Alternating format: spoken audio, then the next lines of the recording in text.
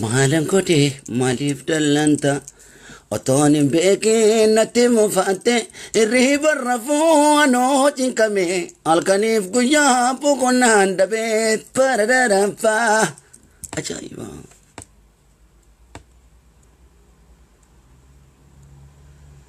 Si malee fedhuun beekte ture eenyutan obsa anoo si malee kottu anaaf jedhi kottu si malee jireenya dachee naaf mijoitu ajab onnee keenya fuudhee booreessee madeessee qaamaa qalbii koo tarsaasee bibittinneessee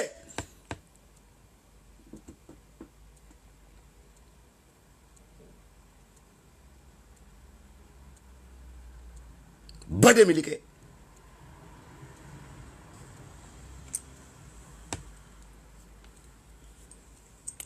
kun afaan oromooti. Maaliif akkanatti bareeffamee sirbama afaan oromoo maaliif afaan oromoo addunyaa irratti dhageettii argata maaliif artistoonni oromoo sadarkaa kabajamuuf uummata oromoo biratti oromoon afaan isaa akkamitti dhaggeeffata aartii isaa akkamitti dhaggeeffata aartiin dagaaguu qabu afaan naftanyaati aartii sobaati kanaaf aartii dhugaa kan ta'e artii abbaa biyyaa kan ta'e mallattoo namummaa oromoodhaa balleessina jechuudhaaf lubbuu gootaa wareegan jechuu keenya.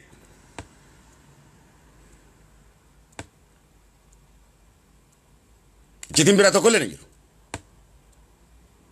Kun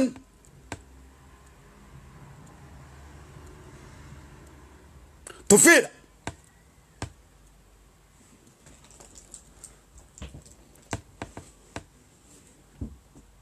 Garuu akka tuffii yaadan san otuun taane akka isaan hin yaadinitu argame akka diinni keenya abjootee fi akka yaadee ture san tasa hin milkooyne arras lallifne babbareenne isinis achiin nu dhaggeeffachaa nutis asii isinitti chilallabaa bifa bareedaadhaa fi mallattoo qabuun onnee qabuun dargaggoon isin dura taa'u kunis dargaggoo fincila diddaa gabrummaati. Kabajamtoota ummata oromoo hawwaniif manguddoon addunyaa gubbatti argamtan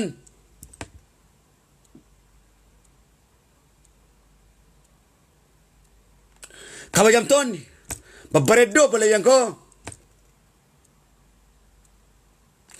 shamarraniif dargaggoo biyya koo ishee kudha tokko tan kiristaanaa kan muslimaa tan waaqeffataa fi tan pirootestaantii kun sagalee qeerroo bilisummaa oromoo woboo foors kan ta'edha barcuma kiyya kabajamaa yuunaayitid kingdom irraahi.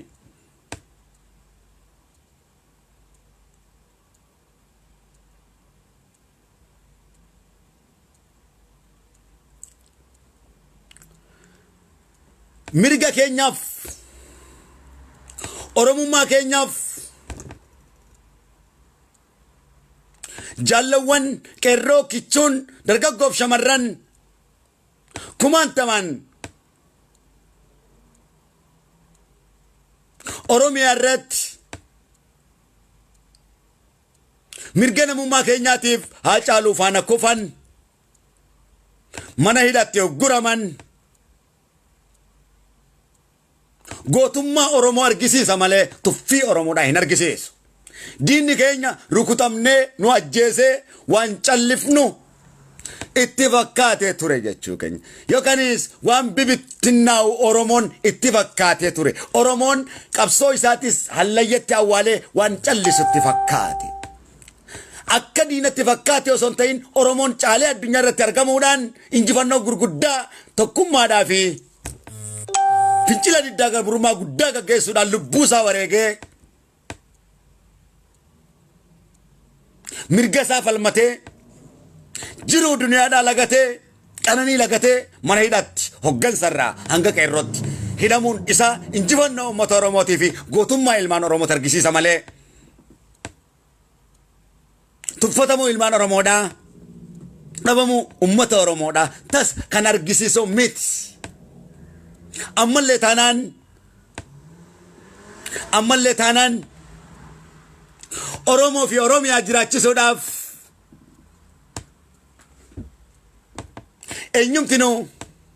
eenyummaa isaa dhiigaan waan jiraachisuuf arras miliyoonatan wareegamuudhaaf kan gaabbine nuti qeeroon bilisummaa uummata Oromoo qopheedha.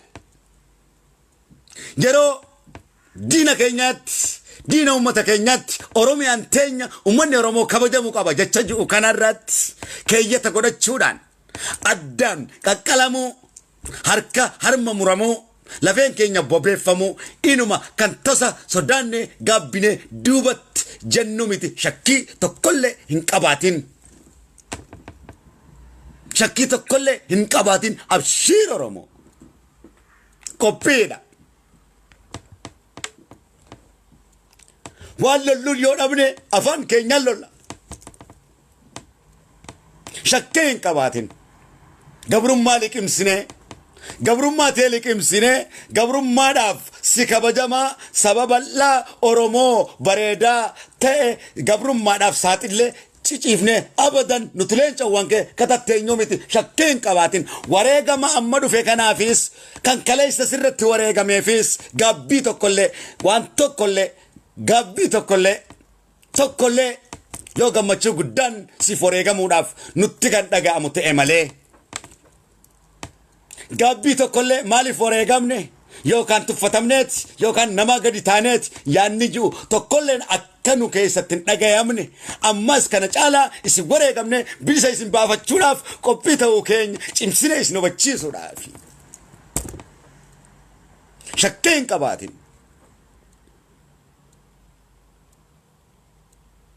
Adeemsi qeerroo kun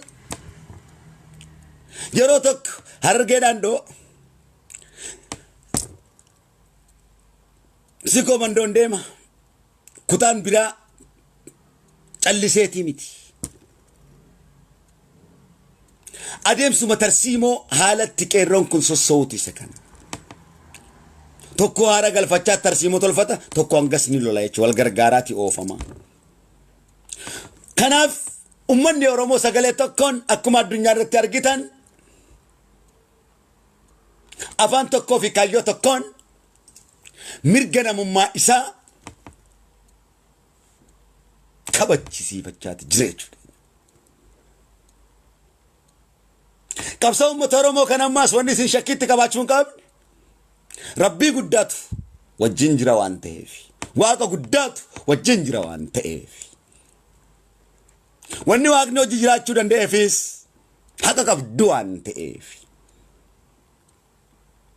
sagaleen kiyya jajjabinaa fi onnee keessan kan tarsiimeessee caaseessee gabbisuudha. Kun haasawa qeerroo bilisummaa Oromooti. Afaan Oromoo hundee Oromummaati.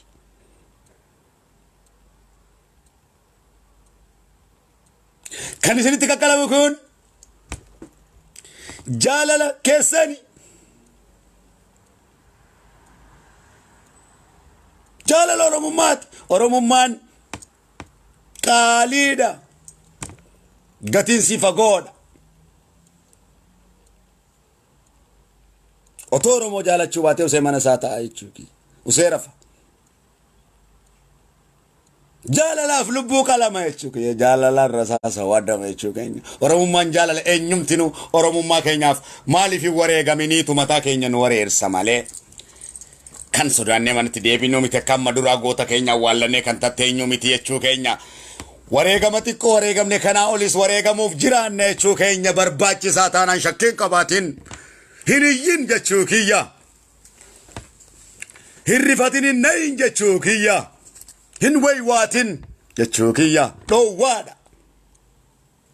Yoo booche imimmaan bilisummaadhaati boocha. Mimmaa waywaata timiti. Mimmaan jaalala Oromootiin kan lakkisa malee waywaata tokkollee.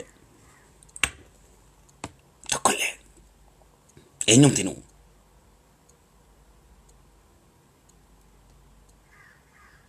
Ana ifa guddaa keessan kanas deemuut always natti mul'ata. Dhugaa Rabbii. Wareegamni kun kafalamuu isaatiin ifa guddaatu natti mul'ata malee dukkana miti. Otuu Oromoon ilmaan Oromoo ka'ee wareegamuu baatee mirga isaatiif wareegamuu baatee Oromoon ka'ee roobaaf caama keessa addunyaarra deemuu baatee gaabbii guddaadhaa fi gadda guddatu nutti dhagahama ture. Amma gammachuu guddaa bilisummaatu nutti dhagahama. Bilisummaan dhiiga waan argamuuf. Bilisummaa keenyaaf dhiiga waan dhangalaafneef nuti leencoowwan Oromoo qeelloo bilisummaa uummata Oromooti. Irra deddeebi'uudhaan sagalee guddaadhaan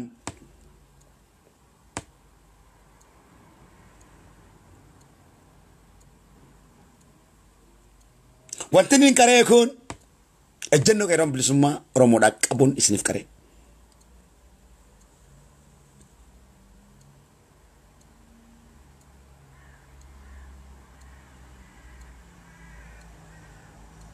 Kan wareegame bilisummaadhaan ka kan hidhame bilisummaan ni qaba.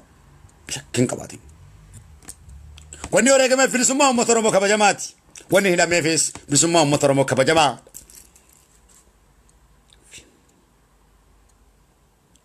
Wanni goonni hidhameef wanni goonni wareegameef uummanni Oromoo abadan osoo hin argatin Rabbii sana hanqisa. Shakkii tokko qabu. Shakkii tokko qabu.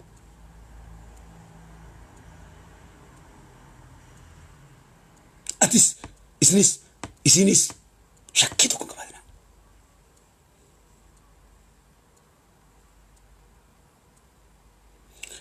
Isinitti dhabamnee isinitti kukkutamnee affeelamnee isin bilisoomfanna.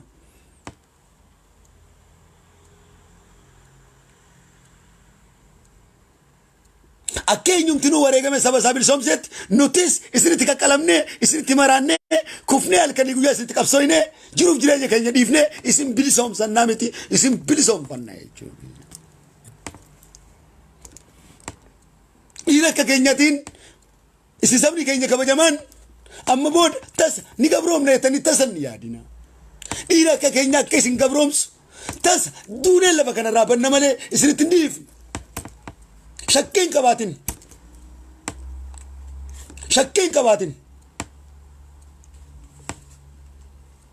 Shakkiin qabaatin.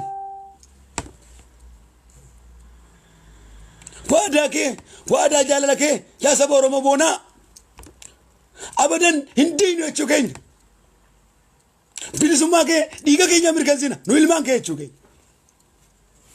Shakkiin qabaatin mataa ol qabadhu hin gaddiin mataan kufin abadan qalbiin sin cabin. Ni jirra jechuu keenya. Nu wajjinis Rabbi jira jechuu keenya. Ayyaanni kee Oromoo koo nu wajji jira jechuu koota. Warroottan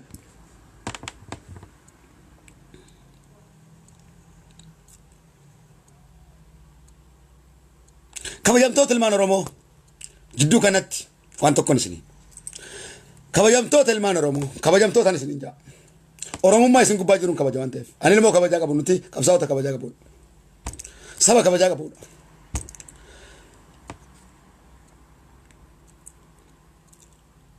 Badhaadhinaa fi jijjiiramoonni jaamu kun akkuma argitan Oromoon waan kana galmaan ga'uudhaaf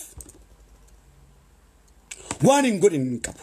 Galanni Oromoo dhumarra galanni badhaadhinaa Oromoodhaaf qabu galanni jijjiiramni Oromoodhaaf qabu hidhuu fi ajjeesuu ta'ee argameera jechuudha.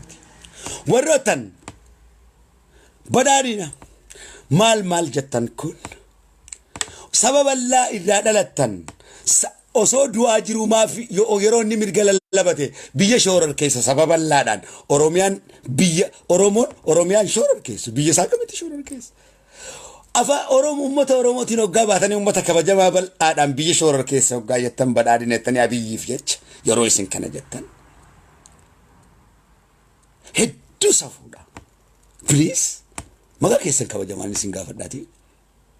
Hin bareedu waan ta'eef hin fakkaatu.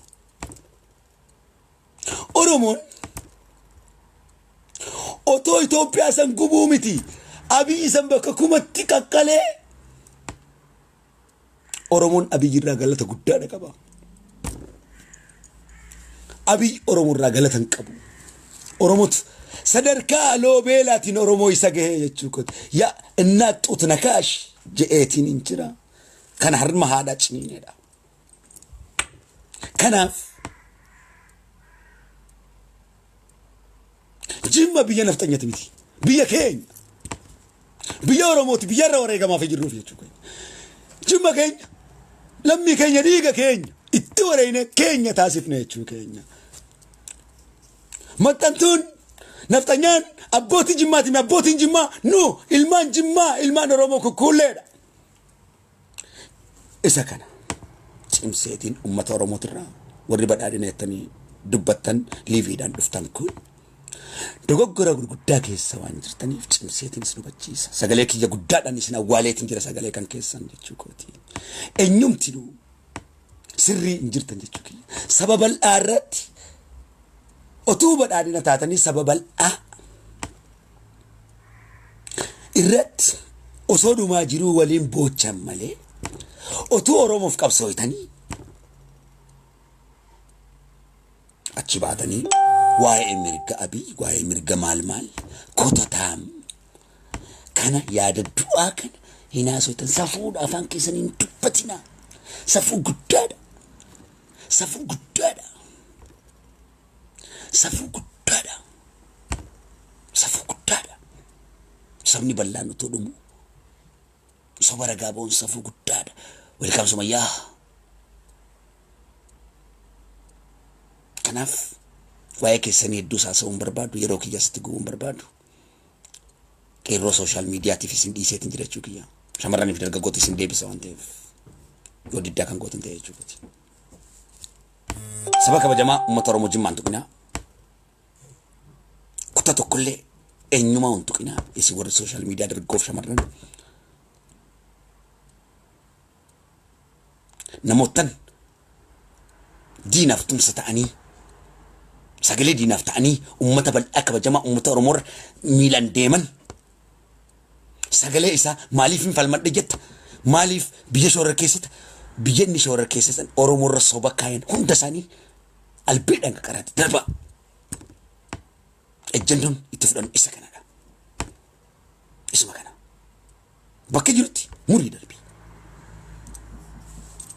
munaafiq irratti kun ejjennoo kiyya amma duraa simeetiin jira haleelleetti jirra jechuudha warraan dhimma irraa qabu san dhayeetiin jira jechuudha himeetiin jira jechuudha cimseetiin hubachiisa guutuu addunyaa kana gubbaa maay neetwork kiyyaatu jira jechuudha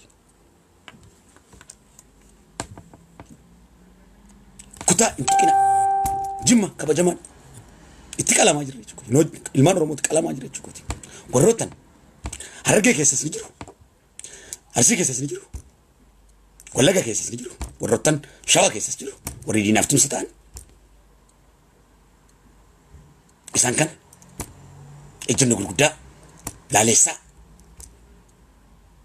kan itti fudhannu ta'a jechuudha obsa tokkollee isaan hin qabnu eenyumaa ta'an abbaa keenya maan ta'an obboleettii keenya maan ta'an obsa tokkollee isaan hin qabnu isuma kana cimsinee hubachiifna isa kana hin dhaggeeffannu gaafa isinitti raawwatame garuu eenyumatti yoo as bukitti boochan eenyumti ni kosin dhaga'u miti murteesseetiin jira ana odaa bultumiitu murteesse heera kiyyaan mirkanaa'ee dhugoomeera jechuudha keessa deebiin qabu olaantummaa seeraa Oromoodhaati kun olaantummaan seera Oromoodhaa kabajamuu qaba olaantummaa seera Oromooti kan hin baase olaantummaan seera Oromooti Oromiyaa irratti kan kabajamuu qabu olaantummaa seera Itoophiyaa waliin taa'ame kanuma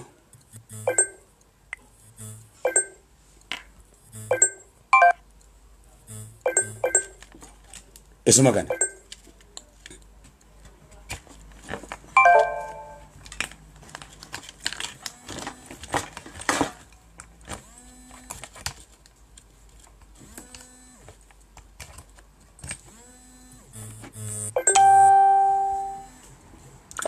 akkana duuba gaa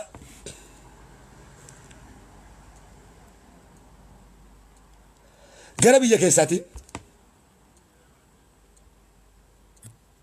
Karaa laatiinis waan guddaatu godhamaa jira. Uummata Oromoo irratti gammachuu guddaatu argamee jira jechuudha. Wareegamuudhaaf hin gabbinaa jechuudha. Du'a sodaachuutu nu gabroomse. Hidhamuu sodaachuutu amma dura nu gabroomse. Silaa murannoo kana amma dura qabaachaa turre hin gabroomnu ture jechuudha. Kana kan barbaadaa turre. Isa kana kan barbaada. Hogganaan Oromoo caale Oromootu hoggana malee hogganaa miti ka Oromoo hoggana. Seera Oromootu hoggana. Seerri kan sabaati malee ka hogganati miti. Seeruma qabsoo kam keessatti. Kanaaf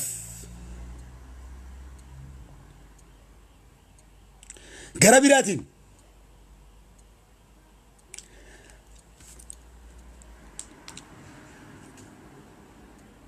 warra isa tokkoon gallakkisa. Sagalee mi'aawaa tokkoon gallakkisa.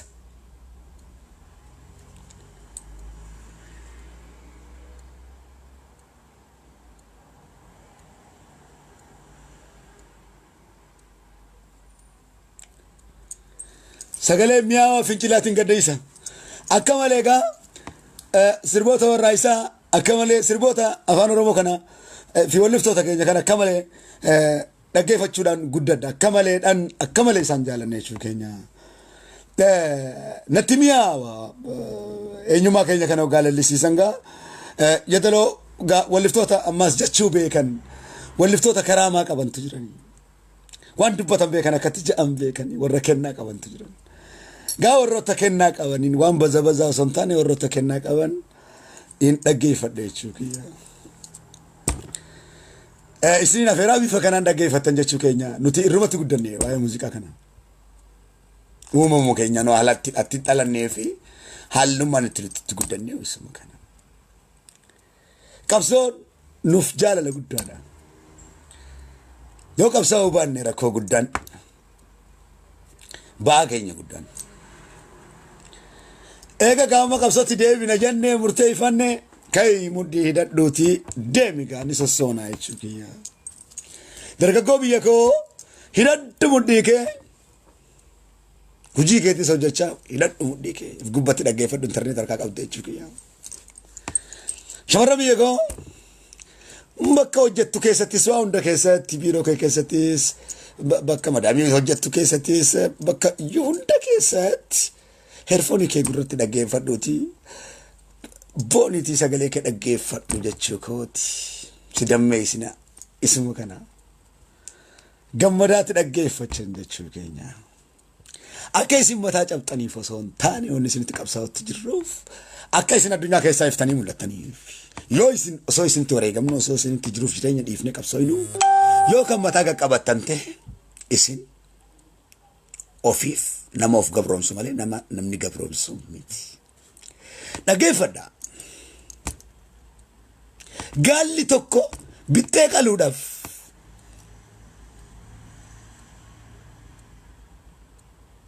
qarshii 100,000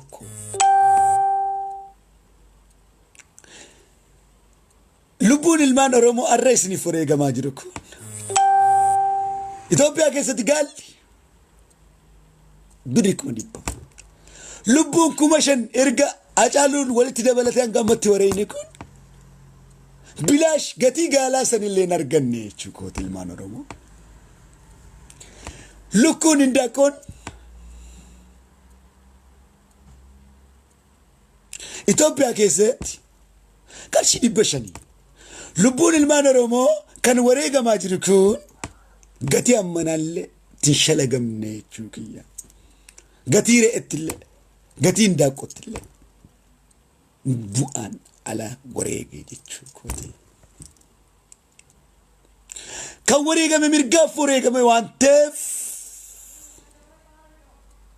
isin caaltanii boontanii babbareeddanii onnee guutuudhaan mataa ol qabattanii muuziqaa keessaniis Oromiyaa keessatti dhaggeeffachuudhaan eenyummaa keessaniis afaan Oromootti yeella'uu fi sodaattanii afaan Oromoo dubbannee nu hidhan afaan Oromoo dhaggeeffannee nu hidhan inni jiru tokkolleen hin jiru jechuu keenya mataa ol qabattee dargaggoo biyya koo Finfinnee keessa olii gad burraaquu Oromiyaa keessa olii gad burraaquu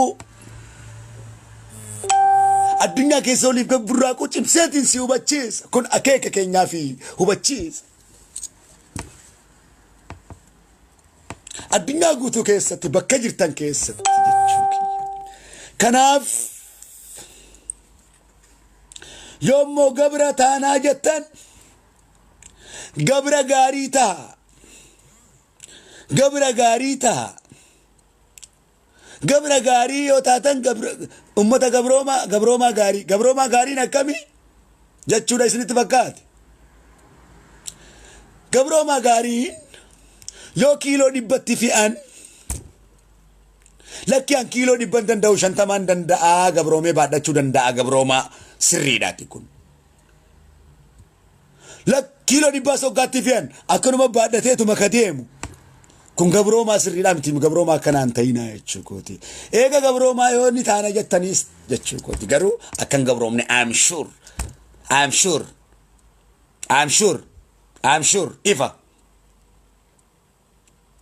ifa naasiseetiyya ifa shakkiin qabaatin ifattiin qabaatin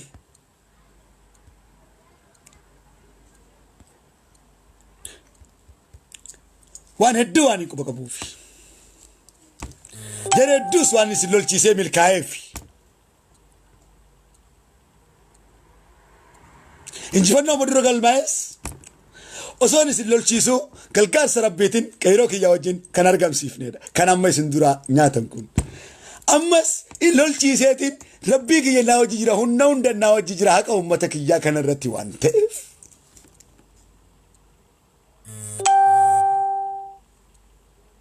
lolchiisutti ka'eetiin jira jechuu kooti injifannoodhaan xumuree jechuu kooti warra beekaa of injii wallaalummaadhaan beekaa of see of tuule barbadeessee onneessaa beessee saayikolojiidhaan mirman karaarsee ol harkisee gad harkisee onneessaa tarsaaseetiin sammuu isaa dhoosee dhabamsiisa.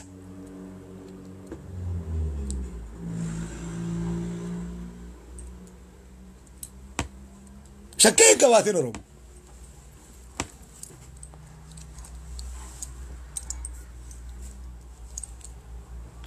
Waada siif gale waada jaalala Oromoo ko anaaf si jidduu jiru siifi qabsaa'ota kee jidduu jiru yaa uummata Oromoo kabajamaa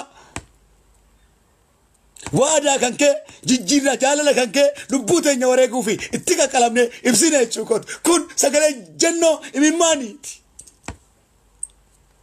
if I'm with force shakkiin qabaatin keeyyata kana daadannoo kana onnee keessatti dhaggeeffadhaa wanni dhaggeeffatan waan akkanaati basaddoo isa hundan dhaggeeffatinaa waan sifa hin qabne hin dhaggeeffatinaa waan sammuu keessan doomsan dhaggeeffatinaa waan hin bareenne hin dhaggeeffatinaa waan sagaleen tolle waan isin onnachiifne hin dhaggeeffatinaa waan hiikkaan qabne hin dhaggeeffatinaa sammuu keessan isin ajjeesuudhaaf warra isinitti ajajame maala yaanota waan ta'aniif bada waan dhaggeeffatinaa babbareeda qabdan afaan Oromoo qulqulluu warra dubbachuu beeku dhaggeeffadhaa.